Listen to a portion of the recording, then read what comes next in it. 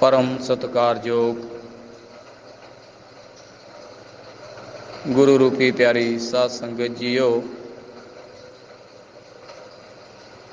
बड़े ही भागां वाले हाँ कि परम पिता परमात्मा तिन्हां लोकां दे मालक अजर अमर अंडोल निश्चल पुरुषोत्तम सर्वपूर्णम भगवान वाल्मीकि महाराज जी की अपार किरपा है कि अज फिर सानू नवां दिन बख्शिश कीता है। 24,000 सवासां की धन राशि बख्शिश की है। अकाल पुरख जी का कोटन कोटन धन्यवाद। परम पिता परमात्मा की आलाही जोत, कलयुग के अवतार, ज्ञान दे सागर, अनाथां दे नाथ धन धन गुरु ज्ञाननाथ महाराज जी सानू रोज ही परम पिता परमात्मा दे घर दा रस्ता दसदे ने, सच दा मार्ग समझाउंदे ने। रोज दी तरह अज फिर साडे सारियां दे उपर मेरे शहंशाह प्रीतम सतगुरु ज्ञाननाथ महाराज जी मेहरबान होए ने। आओ सारे जीव उस मेहर दे पात्र बणीए, अपनियां मन बिरतियां नूं एक मन चित करके अपनी रसना नूं करिए पवित्र।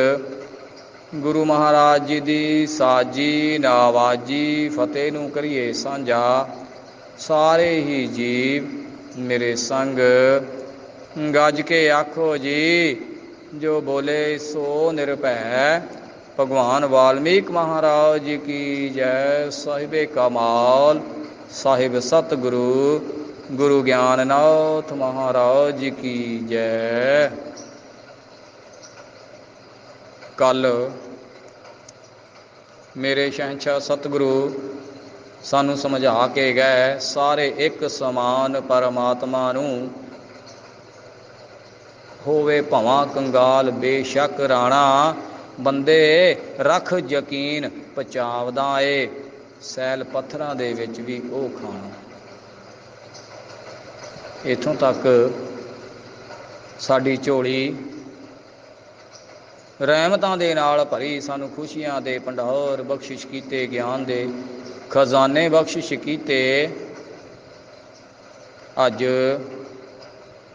अगे लड़ीवार अपने मखारबंद दे विचों सानू की समझाना करदे ने, आओ सरवण करदे हां।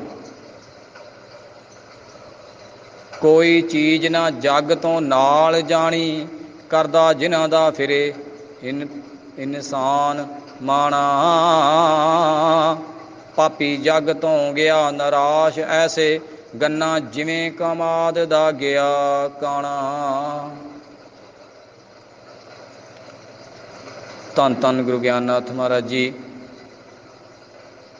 कलयुग दे अवतार, ज्ञान दे सागर, अनाथां दे नाथ अज फिर सानू अगियानियां नू ज्ञान दे रहे ने।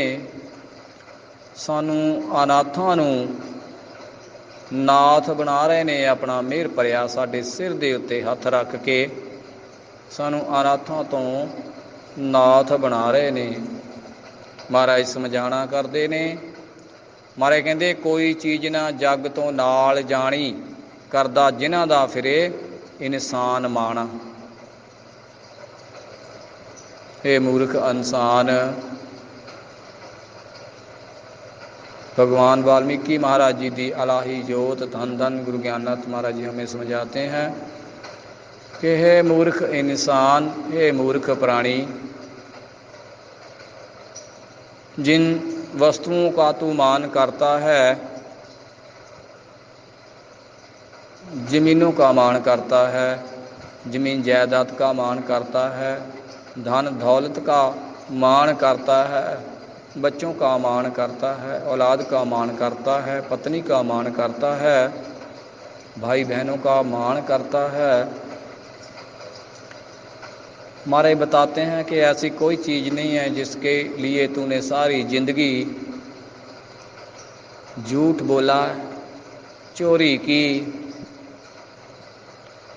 वो कोई नाल नहीं जाएगा, संग आपके संग कुछ भी नहीं जाएगा।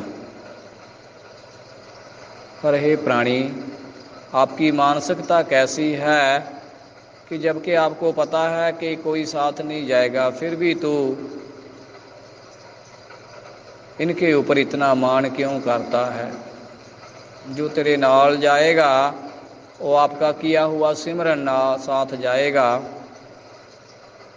और वो फ्री में मिलता है, उसके ऊपर आप मान क्यों नहीं करते, उसको जपते क्यों नहीं हो। जब आप उसका सिमरन करेंगे तो अपने आप आपका मान बढ़ जाएगा। मगर आपने तो दुनियावी वस्तुओं में अपना मन लगा रखा है, दुनियावी वस्तुओं में, दुनियावी चीज़ों में, दुनियावी रिश्तों में अपना जीवन व्यतीत कर रखा है। तो आपकी 84 कैसे कटेगी। आपकी 84 तब कटेगी जब आप सिमरन करोगे, इस जीवा से उसका नाम जपोगे, तो आपकी 84 कटेगी। कितना समा बीत गया, आज तक पहुंच गए, मगर आपने कभी उसका धन्यवाद नहीं किया, कभी उसका धन्यवाद किया ही नहीं कि हे परमात्मा, आपका कोटन कोटन धन्यवाद, आपने मुझे इतना अच्छा जीवन दिया। कभी धन्यवाद किया ही नहीं।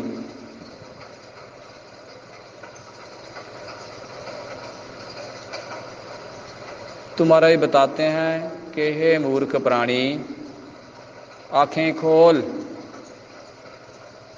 क्यों आपकी आंखों में होमे की पट्टी बांधी हुई है। आंखें खोल, जाग, फिर आपको पता चलेगा कि जिनके लिए मैं झूठ बोलता रहा उन्होंने मेरा साथ नहीं देना। जब तुम्हारी आंखें खुलेंगी ना, तब बहुत देर हो चुकी होगी। आज भी आपके पास समय है, जो बीत गया वो आपका नहीं था। जो आने वाला है उसका कोई भरोसा नहीं कि कौन उस समय को पकड़ पाएगा, कौन रात को सोया ही रह जाएगा। तो आज का समय है, जो प्रेजेंट है, उसका लाहा लेना है, उसका फ़ायदा लेना है कि आज हमें भगवान ने फिर नवा जीवन दिया है। जो कल व्यर्थ गवा दिया उसका कोई फ़ायदा नहीं हुआ, और आज का दिन मैंने सफला करना है। तो अगली पंक्ति में महाराज क्या हमें बतलाते हैं, आओ श्रवण करते हैं। पापी जग तो गया निराश, ऐसे गन्ना जिमें कमाद दा गया काना। गन्ना, यहाँ पर महाराज ने गन्ने की उदाहरण दी है। कमाद की एक फसल है, कमाद गन्ना, जिसका चीनी बनता है, गुड़ बनता है। तो धन धन गुरु ज्ञाननाथ महाराज जी हमें ये समझाते हैं कि हे मूर्ख इंसान, हे मूर्ख प्राणी, जो पापी इंसान होता है उसका जीवन भी ऐसे ही व्यतीत होता है जैसे किसी गन्ने के खेत में किसी गन्ने को कीड़ा लग जाए। बेशक वो सब गन्नों में से मीठा हो, मगर जो कीड़ा लग जाए वो बेकार हो जाता है, उसकी कोई वैल्यू नहीं रहती। तो हे प्राणी, अपने अंदर झांक के देख कि आपको तो कितने कीड़े लगे हुए हैं। बेशक आप गन्ने की तरह मीठे हो, मगर आपको कीड़े कितने लगे हुए हैं।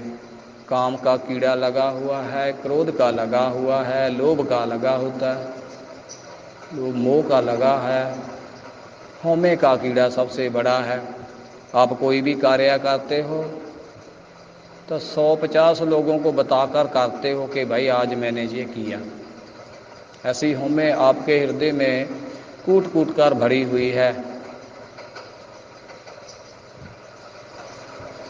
आपके अंदर नफरत की भावना है। जो भी कोई प्राणी कोई पुण्य दान करता है अपनी नेक कमाई में से, तो उस पर भी आप ताने कसते हो। कैसी आपकी भावना है? तो आपको तो कीड़े बहुत लगे हुए हैं, वैर विरोध का कीड़ा लगा हुआ है, निंदा चुगली का कीड़ा लगा हुआ है, झूठ बोलने का कीड़ा लगा हुआ है। तो गन्ने को तो एक कीड़ा लग जाए बेकार कर देता है, कि आपके जीवन को तो बेशुमार कीड़े लगे हुए हैं।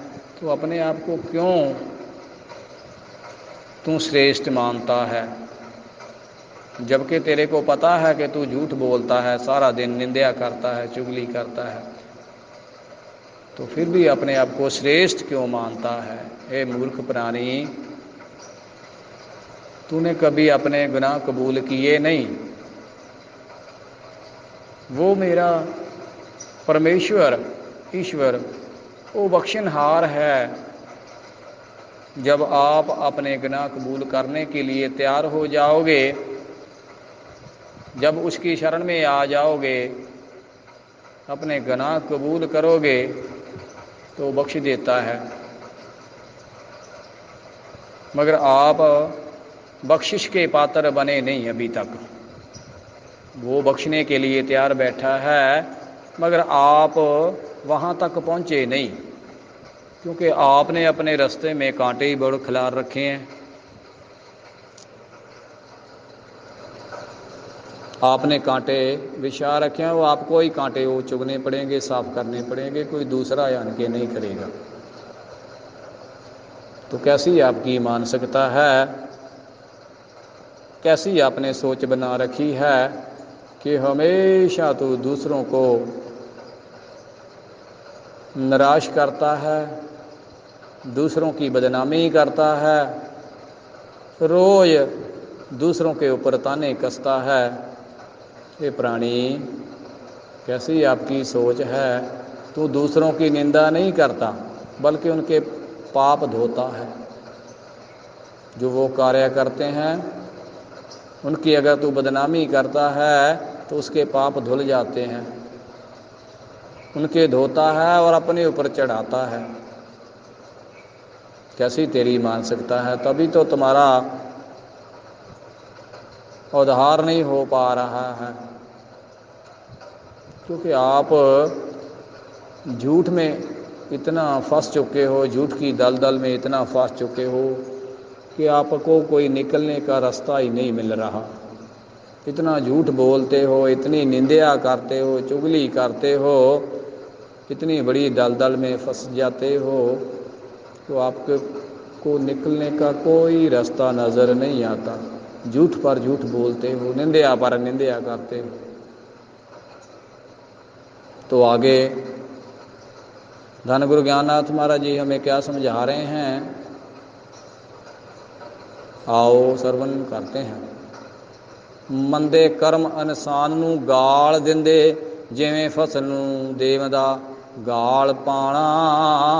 मनमुख रब नालों जांदा टुट ऐसे, जैसे बिरछ नालों जांदा टुट टाणा। धन धन गुरु ज्ञाननाथ महाराज जी हमें समझाते हैं, मार्गदर्शन करते हैं, हमें सुचेत करते हैं। महाराज बोल रहे हैं कि मंदे कर्म इंसान नू गाल दिंदे, जिवें फसल नू देवदा गाल पाना। एक तो पानी जिहड़ा है फसल वास्ते खुराक है, पर जे उहदे विच पानी 24 घंटे खड़िया रहे तो फसल गल जाती है। इत्थे भी महाराज ने उही उदाहरण दिती है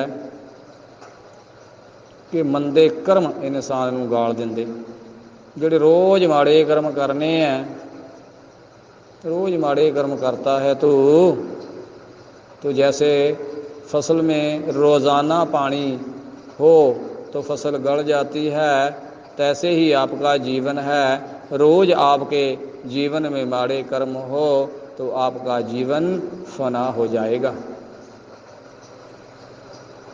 आपका जीवन खत्म हो जाएगा। जैसे फसल को पानी गाल देता है, फसल को पानी खत्म कर देता है, रोज़ाना पानी ठहरने पर फसल तबाह हो जाती है, वैसे ही हे मूर्ख इंसान आपका जीवन भी तबाह हो जाता है। तो आपने कब ये अपने गुनाहों को बख्शाना है, कब सतगुरु की शरण में आना है। आते हो लोक दिखावा करते हो, मैंने ये किया, मैंने वो किया, मैं वे कर दूंगा, मैं ये कर दूंगा, लोक दिखावा करते हो, कुछ भी नहीं करते, बल्कि सतगुरु के दरबार में आकर भी अपने ऊपर पाप का भार लाद ले जाते हो। क्योंकि सतगुरु के घर भी आते हो, अहंकार के शब्द बोलते हो और पाप सिर पर चढ़ जाता है। बख्शाने तो क्या है, और भार लेकर चले जाते हो। तो कैसी आपने मानसिकता बना रखी है। ईश्वर के घर आना है तो निम्रता से आना होगा, अपने आप को नीवा करके आना होगा। मगर आप तो आते हो अहंकार के मारे आते हो, मैं ये कर दूंगा, मैं वो कर दूंगा, मैं ये करता हूँ, मैं वो करता हूँ। कैसी आपकी मानसिकता है। तो अगली पंक्ति में महाराज ने बोला कि मनमुख रब नालों जांदा टुट ऐसे, जैसे बिरछ नालों जांदा टुट टाणा। मनमुख मूर्ख को बताया है महाराज ने, गुरमुख संत को बताया है। तो धन गुरु ज्ञाननाथ महाराज कहते हैं कि मनमुख रब नालों जांदा टुट ऐसे, जैसे बिरछ नालों टुट जांदा टाणा। जेड़ा मूर्ख इंसान है, जेड़ा मनमुख इंसान है, वो ऐसे टूट जाता है जैसे कोई वृक्ष से टाना टूट जाए। तो धन गुरु ज्ञाननाथ महाराज जी हमें मनमुख नहीं गुरमुख बनने के उपदेश बख्शिश करते हैं कि भाई अपने अतीत के साथ जुड़ा रहना है। जब तक आप अपने अतीत के साथ हो तब तक जिंदा हो। जैसे एक फूल की उदाहरण ले लिए, एक फूल है, जब तक वो टहनी के साथ वृक्ष के साथ जुड़ा रहता है तब तक उसकी खुशबू आती है, वो फूलता है, फलता है, बढ़ता है और खुशबू देता है। मगर जब वो टूट जाता है, वो सूख जाता है, मुरझा जाता है और खुशबू उसमें से चली जाती है। तो धन गुरु ज्ञाननाथ महाराज ने भी हमें यहाँ पर यही बताया है कि मनमुख रब नालों जांदा टुट ऐसे, जैसे बिरछ नालों टुट जांदा टाणा। जिस तरह वृक्ष के से कोई टाणी टूट जाए तो सूख जाती है, ऐसे ही परमपिता परमात्मा के साथ जो रिश्ता नहीं बनाता, जो उसके साथ स्नेह नहीं करता, प्रेम नहीं करता, वो टूट जाता है, दुखों में गिर जाता है। अगलियां पंक्तियां दे विच महाराज जी ने की समझाया है, आओ सरवण करते हैं। ਜਾਂਦਾ नहीं सवारिया जिंदगी दा उलझ जावदा जे एक वार ताना। भवां सिंझिए लख ज्ञान नाथ हुंदा नहीं बवाड़ दे विच दाना। धन गुरु ज्ञाननाथ महाराज जी हमें समझाते हैं, मार्गदर्शन करते हैं, हमें सुचेत करते हैं। ਜਾਂਦਾ नहीं सवारिया जिंदगी दा उलझ जावदा जे एक वार ताना। महाराज जी बताते हैं कि अगर एक बार इस जीवन में उलझन पड़ गई तो फिर ये जीवन संवरता नहीं है, रोज दुखों में गिर जाता है, रोज नई नई मुसीबत खड़ी हो जाती है। एक बार तानी उलझ गई फिर कभी सूत नहीं होती। जैसे एक पतंग का धागा, डोर अगर हम इकट्ठी करते हैं, उसमें कोई उलझन पड़ जाए तो हमें डोर फेंकनी पड़ती है, वो निकलती नहीं है। तो ऐसे ही जीवन का हाल धन गुरु ज्ञाननाथ महाराज जी हमें बताते हैं कि ਜਾਂਦਾ नहीं सवारिया जिंदगी दा उलझ जावदा जे एक बार ताना। तो धन गुरु ज्ञाननाथ महाराज समझाते हैं कि ऐसे ही जीवन का हाल है, ऐसे ही जिंदगी है। अगर एक बार उस अकाल पुरख से टूट गए तो पता नहीं कितना पीछे चले जाओगे, कितनी जूनों में फंस जाओगे, 84 में फंस जाओगे। तो सबसे उत्तम जून आपको इंसान की जून दी है, इंसान का जामा दिया है। जिसने भी जन्म मरण से मुक्ति पाई है इसी जून में आकर पाई है। चाहे किसी भी धर्म के किसी भी गुरु का नाम ले लो, सबने मानस जामा पहनकर आए और सिमरन किया, जन्म मरण से मुक्त हो गए। तो हे मूर्ख प्राणी, आपको भी तो वो ही जामा मिला है, आप सिमरन क्यों नहीं करते? आप 84 अपने काटते क्यों नहीं? किसी और ने नहीं काटनी। जिसने भी गुरु पीर पैगंबर ने काटी है, अपने आप खुद सिमरन करके काटी है। जन्म मरण से वो रह तब हुए हैं, उन्होंने खुद सिमरन किया, इबादत की उस अकाल पुरख की। तो आप क्यों नहीं करते? आप क्यों नहीं 84 से बाहर निकलना चाहते? तो लास्ट में महाराज हमें क्या बदलाते हैं, आओ श्रवण करते हैं। ਭਾਵਾਂ ਸਿੰਝੀਏ ਲੱਖ ਗਿਆਨ ਨਾਥ ਹੁੰਦਾ ਨਹੀਂ ਬਵਾੜ ਦੇ ਵਿੱਚ ਦਾਣਾ। ਮਹਾਰਾਜ ਕਹਿੰਦੇ ਭਾਵੇਂ ਲੱਖ ਸਿੰਝਣ ਤੋਂ ਭਾਵ ਲੱਖ ਪਾਣੀ ਦੇ ਲਓ, संजाई करनी, फसल को पानी देना। तो महाराज जी ने यहाँ पर सिंझीए बोला है, भावां सिंझीए लख ज्ञान नाथ हुंदा नहीं बवाड़ दे विच दाना। बवाड़ तो भाव है बंजर जमीन। महाराज बोलते हैं भावें रोज़ बंजर ज़मीन पर रोज़ पानी लगाएं, रोज़ इसको सींचें, मगर बंजर ज़मीन पर कभी फसल उगती नहीं है। तो हे मूर्ख प्राणी, 84 लाख जून के बाद आपको ये श्रेष्ठ जामा मिला है और आपने झूठ बोलकर, निंदा कर, चुगली कर, सब पाप कर कर अपने इस जीवन को भी बंजर बना दिया है। धन गुरु ज्ञाननाथ महाराज हमें रोज ही अपने जीवन के लिए समझाते हैं, हे मूर्ख प्राणी अपना जीवन संवार लें। रोज ही हमें सच का मार्ग समझाते हैं। आओ आज से हम वर्ण करें कि जो धन गुरु ज्ञाननाथ महाराज हमें सच का मार्ग दिखलाते हैं, उस मार्ग के हमने राही बनना है, बांधी बनना है, ताकि सच की मंजिल को तय करके सच की मंजिल को पाना है, सचखंड में जाना है।